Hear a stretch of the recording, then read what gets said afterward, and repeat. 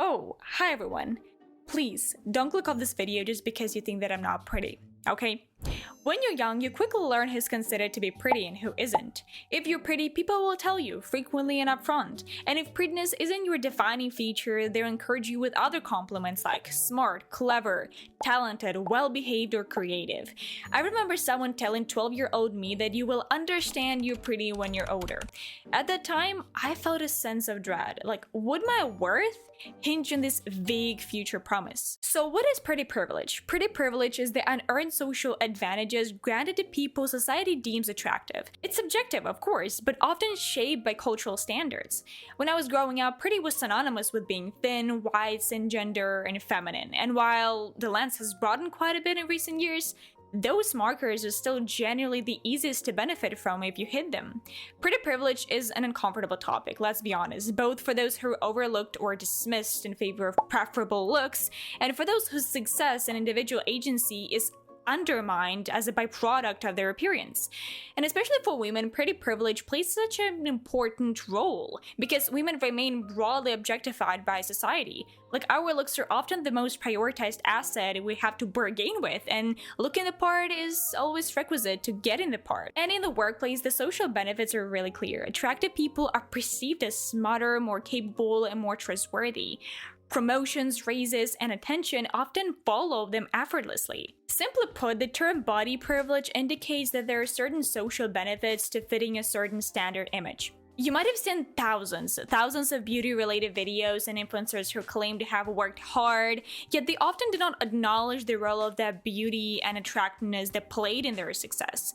On social media right now, women have especially been told to use and abuse their attractiveness to gain access to free drinks and parties and men and extra finance. For example, you might have seen a self-help content creator, The Wizard Liz. She posts videos about self-love and confidence, but it's a little bit oblivious to the fact that her looks might have played a huge role in her success, gotten her at where she is right now. And how without TikTok as the central platform that has experienced a boom after the pandemic, especially with influencers promoting beauty-related products. With time, TikTok has turned into a beauty platform where individuals compete for who's the best at their job of getting the most likes for pretty faces. Like, literally, it has become so saturated with this type of content, from things like beauty filters and masks, to various makeup tips and products that people recommend online. Oh my god. This doesn't even look real. This is the Medicube Collagen Night Wrapping Mask, and it went viral because it's literally porcelain skin in a bottle. I can't even emphasize to you how hard it was for me to get my hands on this. Here's favorite beauty products that I'm 1000% bringing into 2025. Starting with lippies, nothing moisturizes my lips as good as the Ole Henriksen Lip Peptide Treatment. This one is so good. This is the creme brulee flavor. Beauty Blender Skin Tint. This product is beyond underrated. This lasts me all day long, gives the most beautiful finish, and has just enough coverage in it. The one that probably everyone has seen, have tried to fit into the mold with the trend, are those transition videos, if you have seen them before, where you first showcase all of your flaws, your acne and stuff, and then with a single move, you suddenly become the best version of yourself, like the start of the party, all picture perfect. Wow, that appears to be so beautiful and so nice on the surface, but is it really when we take a closer look? Like, does this set the right expectations for those watching such videos? It makes us think often that the person hasn't done much to become so transformatively beautiful and just gorgeous. It tends to amplify the belief that it takes nothing to become, utterly attractive and beautiful. So those are the expectations that social media platforms and creators out there set for young girls. Like, I've seen so many girls out there replicating the content of like 20-year-olds and 12-year-old Sephora girls are taking over TikTok right now. Here's one. Isn't she such a beauty queen? Okay, Charlotte Tilbury. I use it as a bronzer. I love this bronzer. It's like my favorite bronzer. I don't have it, but I have the Patrick Ta one. She just steals mine. I just stole hers sometimes. And whenever I put on hers, I look better. Because when I use Patrick Ta, it doesn't work. Sorry, Patrick Ta. This is the best mascara ever in the world. I love it. It's my favorite. I'm wearing it right now. Get it together. All the girls who go to Sephora, this is how you should act. Let's go shopping. Tell my sister I would buy her anything she wanted from Sephora as long as it was under $20. what's so scary is that now these companies and these products are being advertised everywhere, and they can do so much on this widespread scale and influence so many different people. Like, it's so insane. Like, algorithms are formed to sell people things, to play on their insecurities, and then influencers basically make money off of it themselves, teaching people how to glow up and to get better life for themselves. Like, what the hell is going on? Let's talk about expensive makeup products that I think are actually worth the hype. Part 3. Number 1 is Patrick Ta's blush duos. I think these are definitely worth the price. Also took me so long to buy these. You get a powder blush and you get a cream blush. They're so pigmented. I have one on my face right now. I love a glowy skin makeup look, but tonight my skin looks flawless. Like, it looks like glass. I finally tried the Peach and Lily Glass Skin Veil Mist and I'm so obsessed. So this is my before makeup. It looks good. So now that my makeup is done, I'm gonna go in with the mist. High-end makeup that you have to put on your Christmas wish list this year. Coming from a girl who has tried all of these products, I'm only gonna tell you the absolute best high-end makeup that you need to be asking for Christmas. I've read about one pretty girl who worked as an assistant at the restaurant, but was extremely lazy and unorganized with her work. And despite all of that, she was the one who was paid the most. Another interesting thing is that you might have seen these people on live have bragging about feeling exhausted from having to decline the invites, for dates from their guys. Pretty people struggling with turning down guys or friend zoning others. What's going on? And when we see these online videos like on TikTok and Instagram and everywhere, there's an overwhelming amount of these pretty faces that we see online. And you've noticed it's quite different from real life. Like, there's only a fraction of people who are perceived to be hot, while the majority fall into the category of this normal ones. And seeing millions of perfectly curated faces online can make us feel quite ugly in that sense. Oh my gosh, and I couldn't not touch on this topic, the halo effect.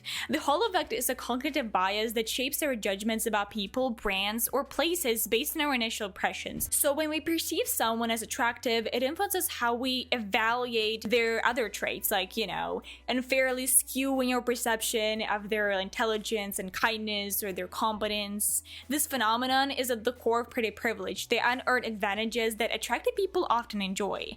So pretty privilege functions as a self-sustaining cycle where a positive feedback, right, about your self-worth, about your self-confidence, it reinforces your sense of deservedness. So this confidence in turn makes these individuals more persuasive and appealing in their endeavors. Like, if you feel so good about your appearance, why not to feel confident? Like, it's almost natural to feel confident for those who are attractive. But this has its own problems because the halo effect itself is a really dangerous thing where you're assigning those additional cutie cool traits that are completely unrelated to the person's level of attractiveness, like, really. And let's be honest, no one chooses their face or their body, right? The things they were born with, but pretty privilege isn't always innate. Many acquire pretty privilege through cosmetic surgeries, whether subtle tweaks or transformative changes.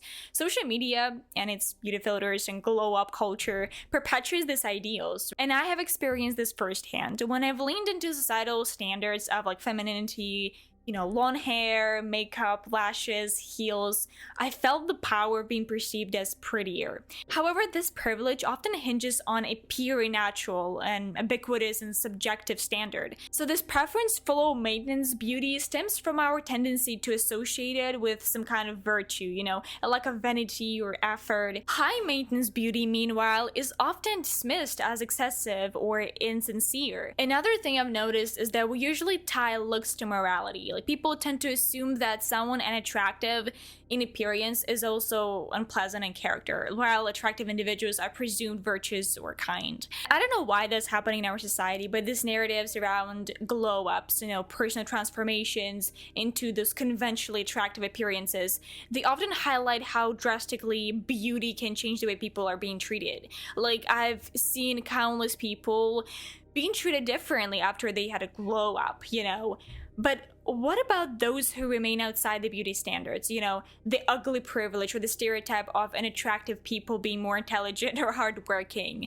Like, it all starts here, right? And it's another form of bias that's just like a little bit less discussed. And there are countless examples of this less beautiful people, overweight, too thin, too muscular or unmuscular. And let's ask ourselves, could they be more confident even before changing their bodies, fixing their flaws? And my answer is yes, of course. Like, they could be more confident, they could be more beautiful, they could be just great individuals, right? But it's like, these biases are just preventing us from understanding that in the first place, which makes it difficult to kind of move forward as a society, right? As, you know, we people collectively, the community together, which upsets me so deeply. Like, I'm honest. And you know, personally, I have a theory that everyone is hot. It's just that some people know it and some people are just not yet aware of it, right?